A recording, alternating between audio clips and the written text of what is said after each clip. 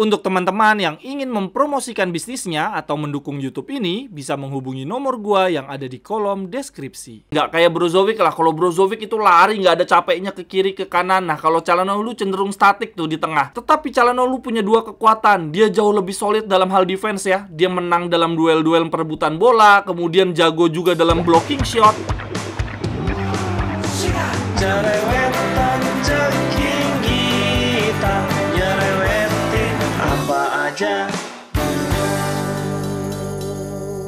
Teman-teman, yang sedang kalian saksikan saat ini adalah Cerewetin Inter. Apa kabar teman-teman semua? Semoga dalam keadaan sehat. Dan gue rasa pasti sehat sih, karena dini hari tadi kita baru saja melakoni partai UE pertama kita, Giornata kedua, dan kita menang 2 gol tanpa balas. Di babak pertama teman-teman, kita menyuguhkan permainan yang indah, Inzaghi ball, serangan sporadis, walaupun titik tumpunya lebih sering dari sisi kiri kita ya. Kombinasi 3 pemain kita di sisi kiri, Di Marco, Bastoni, dan Mkhitaryan luar biasa banget. Kita membombardir kotak penalti Cagliari melalui umpan-umpan crossing dari sisi kiri. Tapi sayangnya tidak ada satupun yang terkonversi menjadi gol. Tapi sayangnya permainan apik kita di babak pertama tidak berlanjut di babak kedua ya. Entah kenapa kita seperti kehilangan gairah, bermain tanpa arah. Untungnya skor tetap bertahan sampai dengan peluit akhir pertandingan. Gol pertama kita lahir melalui umpan yang simpel tetapi indah banget dari Marcus Thuram, diselesaikan dengan luar biasa juga oleh Denzel Dumfries. Lalu kemudian gol kedua kita, wah itu luar biasa banget, melalui umpan 1-2 antara Di Marco, Marcus Thuram balik ke Di Marco lagi. Lalu Di Marco memberikan umpan terobosan ke Lautaro Martinez agak melambung, dikontrol dengan sangat amat baik oleh Lautaro dan diselesaikan dengan tenang juga. Gue lihat di 2 pertandingan awal musim ini Lautaro Martinez jauh lebih tenang ya ketika berada di kotak penalti. Catatan menarik dari gue untuk pertandingan ini teman-teman. Catatan yang pertama gue berikan kepada Sommer yang sampai dengan saat ini belum menunjukkan bahwa dia adalah kiper modern. Padahal ketika dia resmi datang ke Inter, gue banyak baca artikel tentang Sommer dan banyak yang menyebutkan bahwa dia adalah kiper modern yang punya visi dan umpan akurat. Tetapi ternyata di 2 giornata awal ini kita sama sekali tidak pernah memperlihatkan permainan yang seperti dulu ya,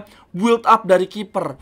Dulu tuh sering banget bola udah sampai tengah, sudah sampai depan, dibalikin lagi ke Onana dan Handanovic. Kemudian Onana dan Handanovic juga sering banget nahan bola lama-lama ya, untuk memancing pemain lawan agar maju jauh. Hal ini sama sekali tidak terlihat dalam diri Sommer. Dan sekali-sekalinya Sommer ngasih bola umpan jauh ke depan, seringnya malah tidak akurat. Selain itu ya teman-teman, ketika Sommer ngasih umpan jauh ke depan, gue ngelihat bahwa Lautaro Martinez dan Thuram tidak bisa menjadi tembok pemantul. Mereka tidak punya fisikal yang bagus ya untuk nahan bola. Nah, tetapi di hari tadi ketika Arnautovic masuk, dia lebih bisa memerankan peran itu ya sebagai tembok pemantul. Namun setidaknya teman-teman, di hari tadi Sommer bikin penyelamatan hebat, refleks yang luar biasa ya. Cagliari mendapatkan peluang, tendangan dari jarak yang sangat amat dekat, tapi untungnya refleksnya Sommer luar biasa. Satu hal yang sering kita lupakan ya teman-teman, biar gimana pun juga Sommer itu kita datangkan dari Munchen dan dia adalah kiper utama Munchen musim lalu. Sedangkan di musim sebelumnya kita mendatangkan Onana dari Ajax, di mana dia tidak bermain selama 1 musim penuh. Jadi kalau kita mencoba membandingkan antara mendatangkan Sommer dan mendatangkan Onana, jelas banget Sommer tuh sebetulnya adalah upgrade dari Onana. Kemudian catatan yang kedua gue berikan kepada Denzel Dumfries yang lagi-lagi mencatatkan statistik. Di giornata pertama lawan Monza dia kasih 1 assist. Kemudian lawan Cagliari dia kasih 1 gol. Ini semenjak kedatangan Cuadrado, Denzel Dumfries perlahan bermain layaknya Maicon. Kemudian catatan yang ketiga gue berikan kepada lini belakang yang masih membuat beberapa kesalahan. Gue lihat penyerang Cagliari beberapa kali mendapatkan ruang untuk sprint, untuk dribble, dan Pavoletti menang 2 kali sundulan ya. Pertama menang duel sama Darmian, yang kedua menang duel sundulan sama De Vrij. Ini menunjukkan teman-teman bahwa kita sangat amat membutuhkan kedatangan Acerbi dan Pavard sekarang juga. Jangan sampai nanti ketika derby melawan Milan, kita menyisakan ruang penyerang lawan untuk dribble, menyisakan ruang lawan untuk menang heading. Masalahnya trio lini depan Milan sekarang lengkap banget nih. Di sisi sayap ada Leo dan Pulisic dengan kecepatannya. Kemudian di tengah ada Giroud yang jago dalam hal duel-duel udara. Kemudian catatan yang keempat gue berikan kepada Barella yang belum juga menunjukkan performa terbaiknya. Dia cenderung invisible menurut gue teman-teman. Terlebih kalau kita coba bandingkan dengan kontribusi Mkhitaryan dan Calhanoglu jauh banget. Udah gitu Barella ya, sejak Giornata pertama tiap kali melakukan tendangan jarak jauh selalu ngaco, belum ada yang akurat. Dan apesnya teman-teman, Mkhitaryan tadi malam cedera, harus ditarik keluar. Kalau menurut Inzaghi itu cuma terkilir, tetapi tetap saja besok akan ada pemeriksaan lanjutan. Semoga baik-baik saja dan bisa tampil di partai lawan Fiorentina dan Milan. Namun yang pasti gue harus memuji penampilan Calhanoglu. Dia sebagai regista, waduh luar biasa banget. Memang sih dari sisi daya jelajah dia masih kalah jauh dari Brozovic. Nggak kayak Brozovic lah. Kalau Brozovic itu lari nggak ada capeknya ke kiri ke kanan. Nah kalau Calhanoglu cenderung statik tuh di tengah. Tetapi Calhanoglu punya dua kekuatan. Dia jauh lebih solid dalam hal defense ya. Dia menang dalam duel-duel perebutan bola. Kemudian jago juga dalam blocking shot. Dan yang terlebih lagi dia adalah sutradara serangan kita. Tercatat di partai lawan Cagliari, Calhanoglu ada 127 sentuhan, 105 umpan akurat, akurasinya mencapai 98% teman-teman.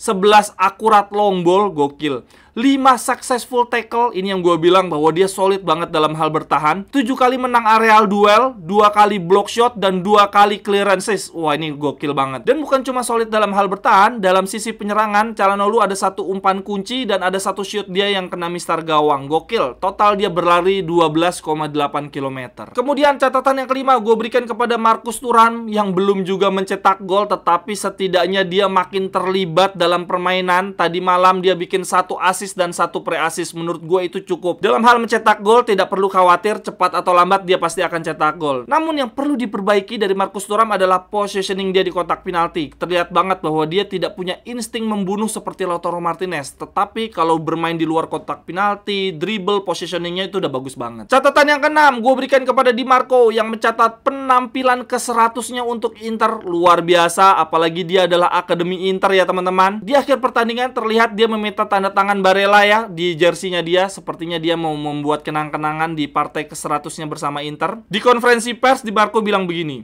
angka 100 bukanlah angka yang kecil. 100 pertandingan mengenakan jersey Inter selalu terasa seperti pertandingan pertama. Ini adalah pencapaian yang luar biasa dan dirayakan bersamaan dengan kemenangan penting melawan Cagliari. Forza Inter. Catatan yang ketujuh gue berikan kepada Inzaghi yang rasa-rasanya tadi malam lawan Cagliari terlalu lama melakukan pergantian pemain ya.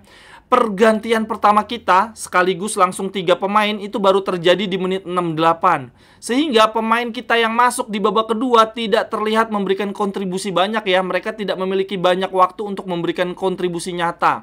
Fratesi bahkan di partai lawan Monza dan Cagliari ya nggak kelihatan istimewa lah, gitu-gitu aja. Dan untuk dua wingback pengganti kita, Carlos Augusto dan Cuadrado juga penampilannya tidak seistimewa seperti ketika partai lawan Monza. Tetapi memang secara keseluruhan Inter tidak tampil baik di babak kedua. Jadi bukan cuman Fratesi dan dua wingback kita. Secara umum seluruh pemain kita di babak kedua mainnya jelek. Dengan kemenangan ini sekarang kita berada di 4 besar bareng Milan, Napoli, Verona. Tetapi ini baru Giornata 2, nggak usah ngelihat tabel klasmen lah. Ini masih jauh banget.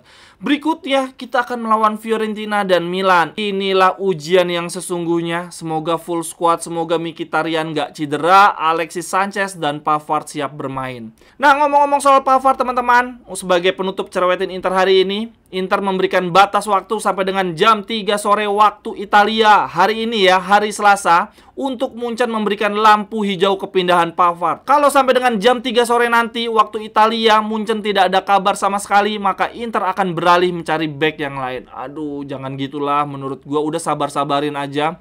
Masih ada sisa berapa hari sih? 3-4 hari, udah ditunggu aja kapan lagi kita bisa mendapatkan back level dunia seperti Pavard. Kalau menurut teman-teman gimana nih? Apakah sebaiknya kita menunggu Pavard saja sampai detik-detik terakhir? Tetapi risikonya adalah kalau Pavard batal, kita nggak punya back sama sekali. Atau ya udah, sampai dengan jam 3 sore kalau Pavard tidak dapat lampu hijau, kita mencari back pengganti yang lain.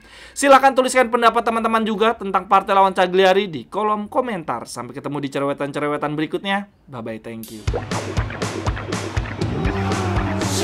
Cerewetan ceking kita, nyerewetin apa aja.